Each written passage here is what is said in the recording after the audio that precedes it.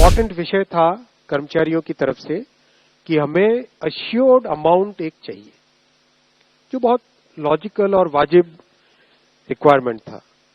50% assured pension, ये इस UPS का सबसे पहला पिलर है। इस फुल पेंशन के लिए जो क्वालिफाइंग सर्विस रहेगी वो रहेगी 25 years. Assured pension, assured minimum pension 10,000 rupees per month, वो इसमें यूपीएस में थर्ड पिलर ये रखा गया है। ऑप्शन रहेगा, कोई अगर एनपीएस में रहना चाहे तो एनपीएस में रह सकता है, यूपीएस में ऑप्ट करना चाहे which is naturally a very attractive scheme, तो उसमें ऑप्ट कर सकता है। आज प्रधानमंत्री श्री नरेंद्र मोदी जी की अध्यक्षता में यूनियन कैबिनेट ने यूनिफाइड पेंशन स्कीम को अप्रूव किया है, इसको अनुमोदित किया है और ये स्कीम अभी आने वाले समय में लागू होगी। इम्पोर्टेंट विषय था कर्मचारियों की तरफ से कि हमें अश्योर्ड अमाउंट एक चाहिए, जो बहुत लॉजिकल और वाजिब रिक्वायरमेंट था। तो इस डिमांड पे एक मेथोडिकल वे में काम करके और एक्चुअरियल साइंसेज, जो लोग आगे का भविष्य का रिक्वायरमेंट वगैरह कंप्यूट करने का एक तरीका होता है जिसको एक्चुअरियल साइंस बोलते हैं, उनके साथ मिलके कई तरह के फाइनेंशियल मॉडल्स को प्रोजेक्ट करके और सबके साथ मिलके एक सिस्टमेटिक तरीके से 50% अश्योर्ड पेंशन, ये इस यूपीएस का सबसे पहला पिलर है। इसकी डिटेलिंग देखनी चाहिए हमें। जो ये अमाउंट मिलेगा वो रिटायरमेंट से पहले के 12 महीनों की एवरेज बेसिक पे का 50% होगा। मैं रिपीट कर रहा हूं, अश्योर्ड पेंशन का जो अमाउंट है that will be the average of basic पे ऑफ 12 मंथ्स बिफोर सुपर एनुएशन, उसका 50% होगा। और इस फुल पेंशन के लिए जो क्वालिफाइंग सर्विस रहेगी वो रहेगी 25 इयर्स, यानी 25 वर्ष तक अगर किसी ने काम किया है, सेवा की है, तो उसको फुल पेंशन यानी जो ये अश्योर्ड पेंशन का अमाउंट है वो मिलेगा।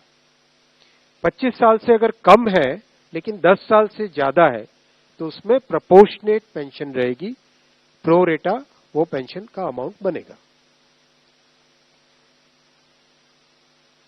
जो कभी किसी कर्मचारी की डेथ हो जाए तो फैमिली पेंशन एक बहुत बड़ा, स्पाउस के लिए ये बहुत बड़ी एम्प्लॉयज की एक रिक्वायरमेंट थी, डिमांड थी।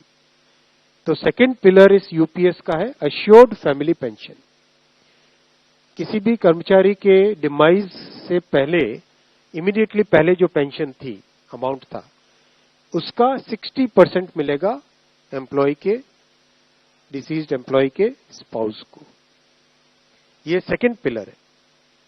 थर्ड पिलर है अश्योर्ड मिनिमम पेंशन।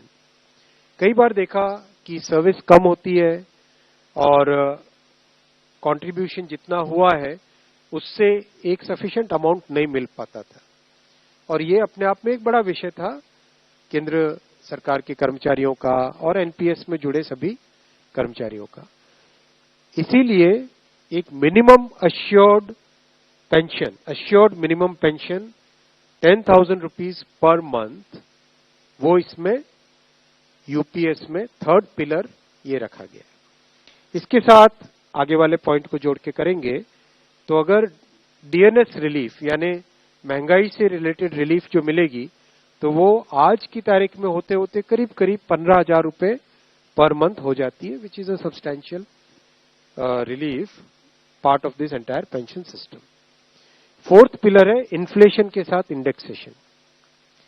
जैसे केंद्र सरकार के एम्प्लॉयज के लिए सैलरी में डीएनएस अलाउंस होता है, उसी पैटर्न पे जो इंडेक्स है, सेम इंडेक्स को यूज करके all India consumer price index for industrial workers, इसको यूज करके assured pension, assured family pension और अश्योर्ड मिनिमम पेंशन, इन तीनों के तीनों जो आपने पिछले पेज पे तीनों पिलर्स देखें, assured pension, assured family pension और अश्योर्ड मिनिमम पेंशन। इन तीनों के ऊपर इन्फ्लेशन इंडेक्सेशन डीएनएस रिलीफ के बेसिस पे मिलेगा, डीआर, डीए की जगह डीआर, डीएनएस रिलीफ। पांचवा पिलर है इस स्कीम का lump sum payment at superannuation in addition to gratuity. ये एक तरीके से बहुत ही इंपॉर्टेंट और बहुत ही बड़ी एक रिलीफ मिलेगी। जब सुपर एन्युएशन होता है तो उसके बाद में इंसान अपनी लाइफ को प्लानिंग जिस तरह से करना चाहिए तब कई बड़े खर्चे आते हैं, इसलिए ये लंप सम एक अमाउंट तय किया गया। यह है कि हर 6 महीने की सर्विस के लिए मंथली इमोल्यूमेंट्स विच मीन्स पे एंड डीए कंबाइंड, उसका 10% अमाउंट। तो ये एक अपने आप में सब्सटैंशियल एक अमाउंट रह जाएगा। जैसे मान लीजिए किसी का 30 इयर्स की सेवा है तो उसमें करीब करीब 6 महीने की सैलरी, सोमनाथन साहब दैट्स करेक्ट ना, करीब करीब 6, तो उसको 6 महीने की इमोल्यूमेंट्स जो उसकी रहेगी पे प्लस डीए मिला के वो एक लमसम अमाउंट की तरह मिलेगा। ये 5 पिलर्स को लेके आज यूनिफाइड पेंशन स्कीम अप्रूव हुई है। ये स्कीम केंद्र सरकार के करीब 23 लाख कर्मचारी, करीब 23 लाख एम्प्लॉइज हैं, उनको इसका बेनिफिट मिलेगा। ऑप्शन रहेगा, कोई अगर एनपीएस में रहना चाहे तो एनपीएस में रह सकता है, यूपीएस में ऑप्ट करना चाहे which is naturally a very attractive scheme तो उसमें ऑप्ट कर सकता है। प्लस राज्य सरकारें अगर इसी फ्रेमवर्क को, इसी आर्किटेक्चर को यूज करना चाहे तो राज्य सरकारें भी इस आर्किटेक्चर को यूज कर सकती है।